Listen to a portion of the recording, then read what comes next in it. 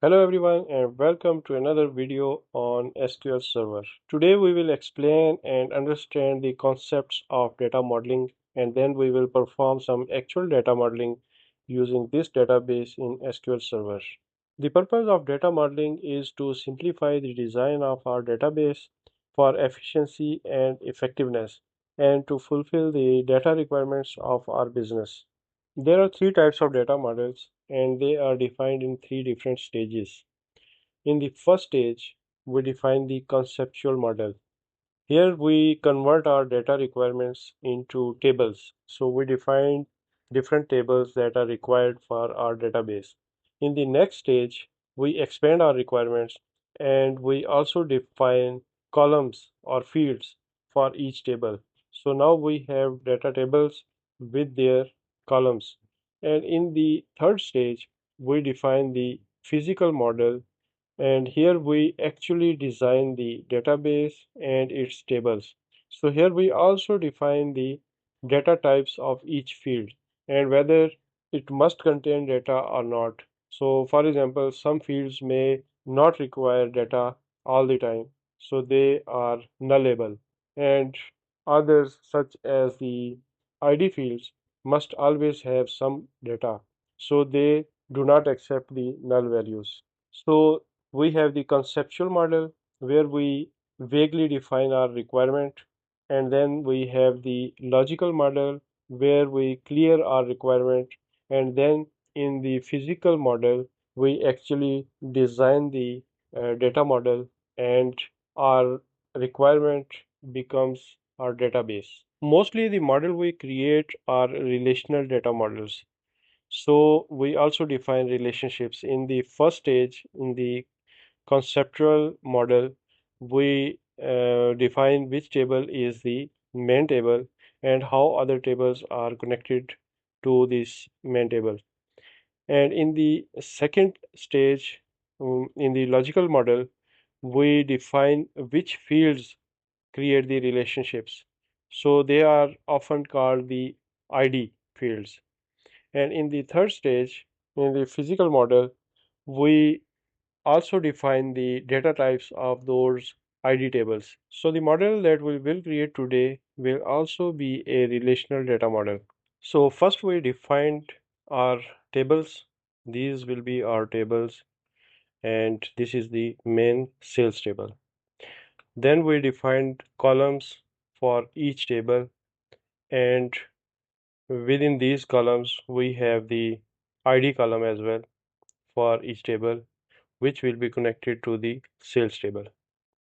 And finally, in the physical model stage, we have the data types and null values, allow nulls also defined. And this will be our actual data model. And this is how we will design our database. So now that we have the conceptual, logical, and the physical model on paper, we can start with creating the database.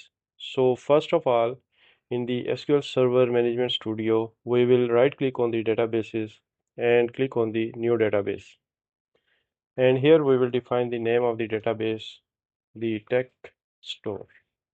And then we will click on the OK button. This will create two files. One is the database itself and the other is the log file. So click on the OK button, and now we have the database. And in the next step, we will create tables based on our physical model. Creating a table in SQL Server is really simple. Right click on the tables and click on the new table. And let's say we want to create a table for brands. So first of all, we will create a brand ID, which is integer, and then we will create the brand column and enter its data type and maximum characters allowed. And then we will click on the save button and save this table as brand. So this way we will create all other tables in the database. So once we have created all these tables, we can go to the view and create a new view. And here we can import all these tables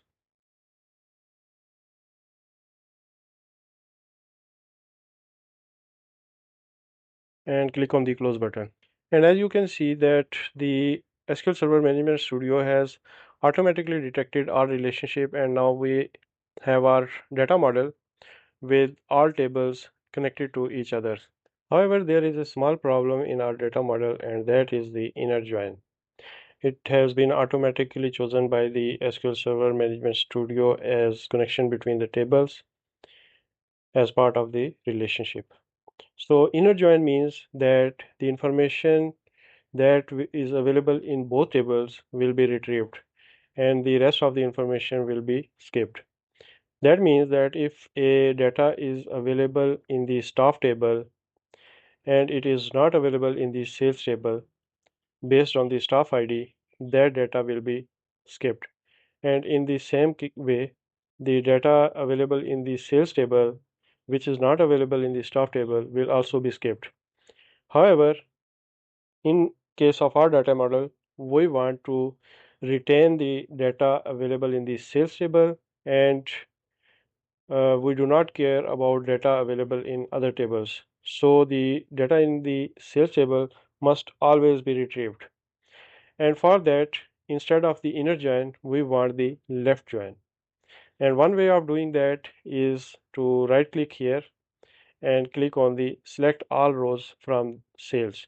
And now all data from the sales will be selected, but only the data that is available in the sales and matches with the staff table will be taken from the staff table.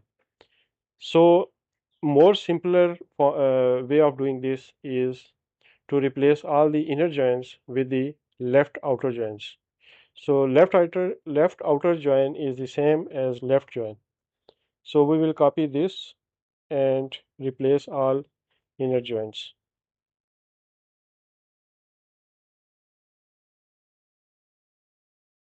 And now no data from the sales table will be missed out. All values from the sales table will be retrieved, and the matching data from the other tables will be retrieved. So now that we have all the relationships and tables available, let's select the columns that we want in our query result. And we want the all values from sales table, but we do not want IDs. Instead, we want the actual values. So instead of product ID, we want the product. Instead of the store ID, we want store name itself. Same goes for the staff, channel, method, customer, etc. So what we will do here is that we will select date and we will select sale ID, but we will select product from the product table. So here is the product. And instead of selecting the category ID and brand ID, we will select the category from the category table and the brand from the brand table. And next, we will select the store instead of store ID. So here is the store name. And if we want the phone number, email, etc., we can select that as well. So let's select the city only, and then in this from the staff table we will select the staff name, and then we will select the channel name and the method and the customer and the quantity and discount. And now we can save this view as data model and click on the OK button. Now let's close this designer window and let's go to the query. Let's select all from sales. So this was our original sales data. It has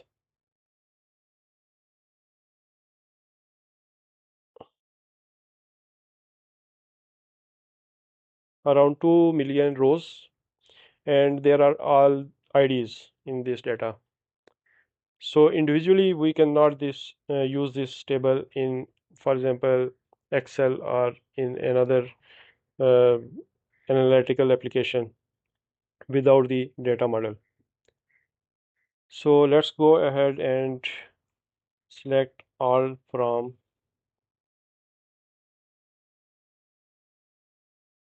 data model.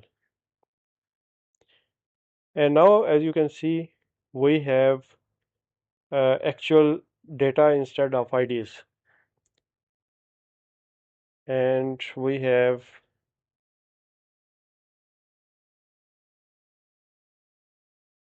around 2 million rows. And as you can see, the number of rows are exactly the same, but instead of IDs, now we have data. And this table can be used individually in any application for analytics. So we have basically converted or replaced all IDs with their actual values. So this is the sales table, and this is the sales table from the data model. And this is how we create data models in Microsoft SQL Server using the SQL Server Management Studio. We can also make changes to this model as and when we need. For example, let's add another column named sales and use the price from the product table and multiply it with the quantity from the sales table and call it sales.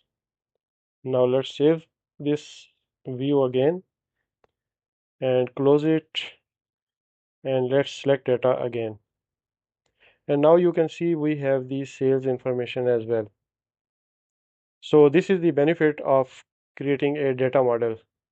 And now we can also use this view to analyze information easily inside SQL Server Management Studio or in another application. For example, let's see how many sales have been made by each staff.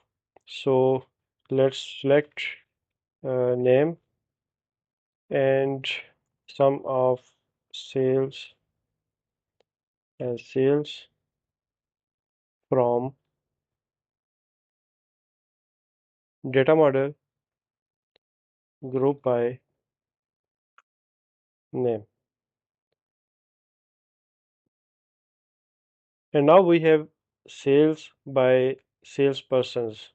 So we can tell how many sales have been made by each individual. We can also add other information such as sum of quantity as quantity. And now we have quantity as well. So this is an easy way of analyzing information, and we do not need this entire view to come up with this information.